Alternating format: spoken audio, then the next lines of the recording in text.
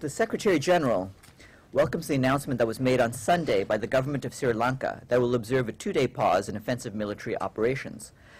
This is less than the full humanitarian pause of several days that the Secretary General had pressed for, but it is nevertheless a useful first step and an opportunity to move towards the peaceful and orderly end to the fighting now so badly needed. The Secretary General called on the Liberation Tigers of Tamil Eelam, the LTTE, to take concrete and immediate steps to protect civilians by respecting the pause for its full duration.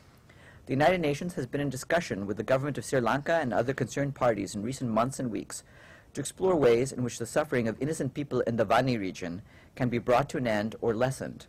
The Secretary General has personally been involved through discussions with President Mahinda Rajapakse. The United Nations will therefore do whatever it can to support this humanitarian pause and help end the grave predicament of civilians in the conflict zone, including through the provision of more aid to those still trapped in the zone.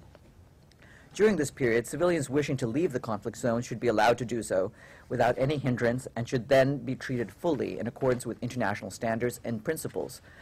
In particular, the LTTE must allow civilians to choose whether they stay or leave.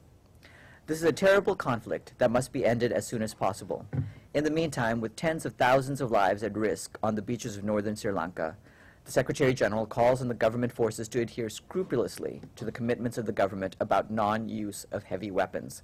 He also counts on key members of the international community to support this pause and to continue to do all they can to avert further death and suffering in Sri Lanka.